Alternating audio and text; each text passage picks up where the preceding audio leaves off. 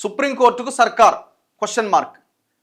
BC రిజర్వేషన్లపై న్యాయ పోరాటానికే నిర్ణయం. 2-3 రోజుల్లో special leave petition. Rajya Sabha MP Abhishek సింఘ్వీతో ముఖ్యమంత్రి సంప్రదింపులు. న్యాయ నిపుణులు అధికారులతో నేడు ముఖ్యమంత్రి రేవంత్ రెడ్డి కీలక భేటీ. సో ఒకవేళ గనక ప్రభుత్వం సుప్రీంకోర్టుకి వెళ్తే ఏం జరుగుతుంది? ఈ క్వశ్చన్ చాలామంది రేజ్ చేస్తున్నారు.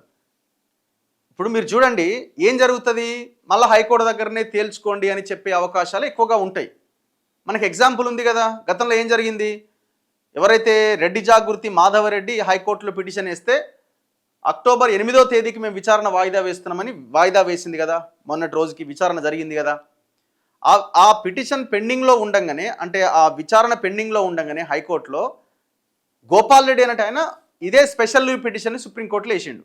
కోర్టు ఏమన్నది ఆయన మీద, ఆల్రెడీ హైకోర్టులో ఉన్నది, ఆడ ఆర్గ్యుమెంట్స్ జరుగుతున్నాయి, మళ్ళీ గీడికి ఎందుకు వచ్చిరా అన్నదా లేదా అని ఆ పిటిషన్ని డిస్పోజ్ కొట్టేసింది. అప్పుడు అక్టోబర్ 8న విచారణ జరిగింది, 8న జరిగింది, 9న జరిగింది, నిన్న ఒక తీర్పు వచ్చింది. ఇప్పుడు ఇది ప్రభుత్వానికి వ్యతిరేకంగా వచ్చింది, అంటే స్టే ఇచ్చింది. అంటే మొత్తం తీర్పు ఇవ్వలేదు, స్టే ఇచ్చింది. ఇప్పుడు ఈ స్టే ఇచ్చిందని చెప్పి మళ్ళీ గవర్నమెంట్ స్పెషల్ లీవ్ పిటిషన్ వేస్తే సుప్రీంకోర్టు మళ్ళీ మీరు హైకోర్టులో ఆర్గ్యుమెంట్ జరుగుతుండగా మళ్ళీ ఇక్కడికి ఎందుకు వచ్చారని అంటది తప్ప, లేదు మీరు పిటిషన్ విచారించాలని చెప్తుందా? ఆ అవకాశమే లేదు, అసలు ఆ ఛాన్స్ ఉండే అవకాశం అయితే లేదు. ఒక్కసారి జస్టిస్ ఈశ్వరయ్య గారికి ఫోన్ చేద్దాం, ఆయన ఏమంటారో చూద్దాం.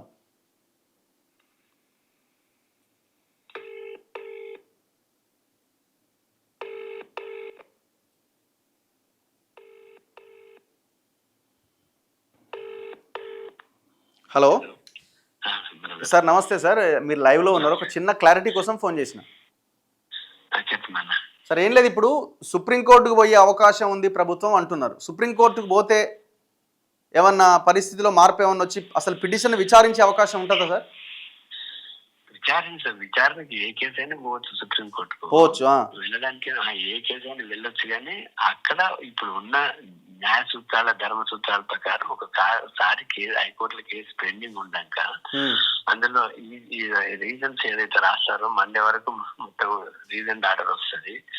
ఆ ఆర్డర్ చూసిన తర్వాత సుప్రీంకోర్టు ఏదైతే ముఖ్యమైన జడ్జిమెంట్స్ ఉన్నాయో, Indira Sawhney versus queen of India, Krishnamurthy versus queen of India 2010, 92 తర్వాత వికాసరావుది ఇది 2023, ఇవన్నీ చూసినాక నేను వీళ్ళు వీళ్ళు ఆర్డర్ రాసింది. కాబట్టి పెండింగ్ ఉన్నప్పుడు మీరు హైకోర్టులో తెలుసుకోండి, మేము అంత వాళ్ళు ఏమో తప్పు చేసినట్టు మేకేం కనబడతలేదు, కాబట్టి మేము ఇద్దరు రైతులేమని అన్ని petition BJP, BRS, Congress, BC సంఘాలన్నీ కూడగట్టుకొని పోయి యునానిమస్ పిటిషన్ వేసినా కూడా నిలవదు. అంటే మీరు అంటున్నట్టు రాజ్యాంగ సవరణ తప్ప దీనికి వేరే ఆప్షనే లేదు, వేరే ఆప్షనే లేదు. ఇవన్నీ ఒట్టిగా అనవసరంగా ఇంకా మధ్య పెట్టడానికి, ఇంకా ఏం చేయడానికి తప్ప ఇంకేం లేదు. Okay, yeah right sir, thank you. Right. So ఇది మాజీ జడ్జ్ జస్టిస్ ఈశ్వరయ్య గారు చెప్తున్న మాట. సుప్రీంకోర్టుకి వెళ్ళినా మీరు హైకోర్టులో తెలుసుకోండి ఫస్ట్ అంటది. ఒకవేళ హైకోర్టు ఏదైనా జడ్జిమెంట్ ఇచ్చి మళ్ళీ సుప్రీంకోర్టుకు పోయినా ఆడ కూడా కొట్టేస్తుంది. ఇది రాజ్యాంగ సవరణ తప్ప 9th షెడ్యూల్లో పెట్టడం మినహా దీనికి వేరే ఆప్షన్ లేనే లేదు అని చాలా చాలా చాలా క్లియర్గా చెప్తున్నారు.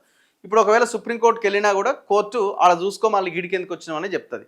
ఇది ఒకవేళ చేసినా కూడా మళ్ళీ కాలయాపన కథా వ్యవహారం తప్ప ఇంకొకటి లేదు. నాకు తెలిసి వెళ్తారని అయితే నేను అనుకుంటున్నాను. ఒకవేళ మళ్ళీ దీన్ని ఏదో మేము చేసినామని చెప్పుకోవడానికి వెళ్ళొచ్చేమో, వెళ్ళినా కూడా ఉపయోగం లేదు.